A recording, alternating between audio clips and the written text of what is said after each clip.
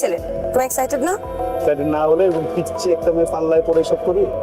আচ্ছা একটা কথা মনে পড়লো, বার্থ সার্টিফিকেট তুলছো? আমার হাতে আচ্ছা শোনো, তাহলে আজকে বিকাল 4টায় দেখা হচ্ছে। ওকে বাবা, কিন্তু ফোনে এত কথা বলো না, তোমাকে না করছি না।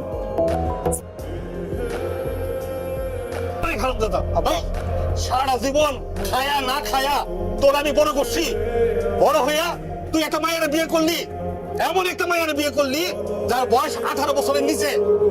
আর ওই মায়ের তো দিছে বলটি। এখন ওই মায়ের বাপ মারা গেছে থানায় কেস করতে, যদি থানায় কেস করে আমার তো সরকারি চাকরি, আমার চাকরি থাকবো। তুই যে বিয়ে করছিস তুই আমাদের জিজ্ঞেস সারা দুনিয়ার মানুষ জানবো তুই বিয়ে করছিস। দিন পর্যন্ত তো তোমার বয়ফ্রেন্ড ছিল না, হাজব্যান্ড। হাজব্যান্ড হিসেবে প্রথমবার মতো কিছু চাই। যাও। এখন তো কোনো কনফিউশন নাই যে আমি তোমাকে ভালোবাসি, তাই না? ভয় করে হঠাৎ করে সামনে জেনে গেলে বা তো জেনে গেলে অনেক ঝামেলা হবে।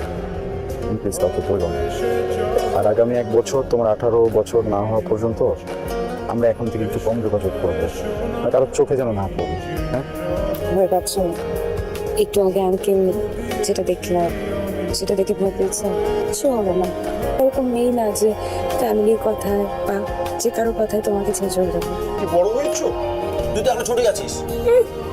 তোমার মতো বিয়ে দিলাম আর দুটো বাচ্চা নেই। আমি বলতেছিস যেন জামাই একদম রেডি আছে নাকি? তেমন কিছু নাই। বলে ফেল। শোন, বল বাসায় তুই তো আমারই ম্যানেজ করতে হবে, এটা মানিস তো? সেটা আমি মানি, কিন্তু শুনি হ্যাঁ, মাকে বলবা না, প্রমিস? 100% প্রমিস।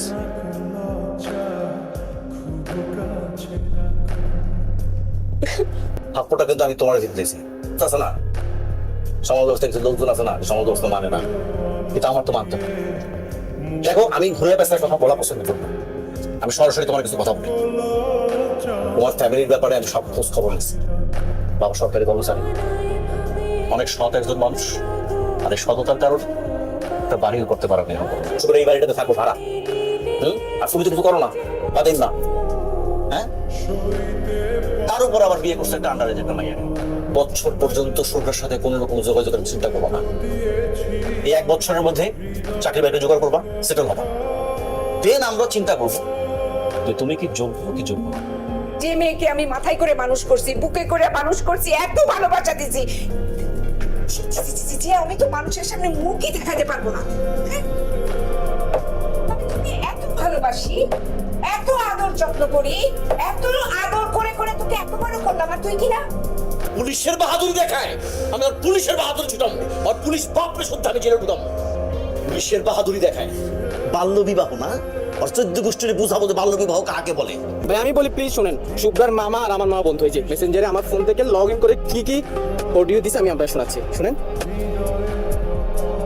শুনেন ভাই, কলারটা অন্তত ছাড়েন।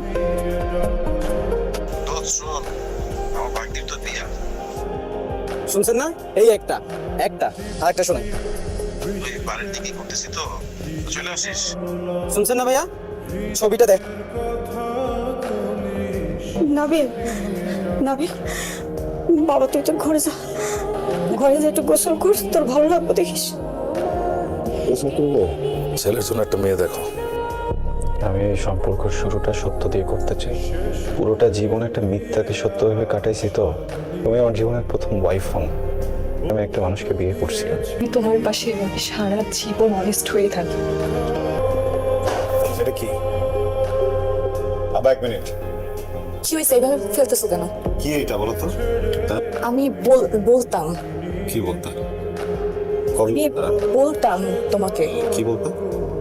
বলো। কথা বলতেছ না কেন? বলো।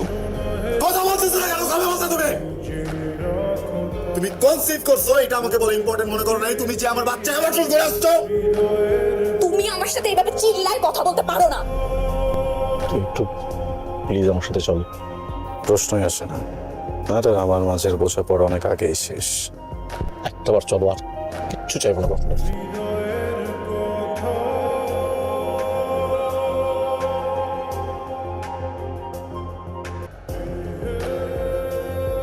খুব লাল হয়ে গেছিস। আমি ওষুধ লাগিয়ে দিব শোনা। ওষুধ লাগে একটু খেয়ে ডাক্তার আসবে না খেয়ে নিলেই ও তাড়াতাড়ি চলে আসবে সত্যি বলছে এটা বলে দাও খুলে দেবো তো খেয়ে নাও তারপরে খুলে দেবো যেমন রাগ বন্ধ না আমার জামাই আসবে, আমার জামাই আমাকে দেখতে নিয়ে যাবে। আমি খাইছি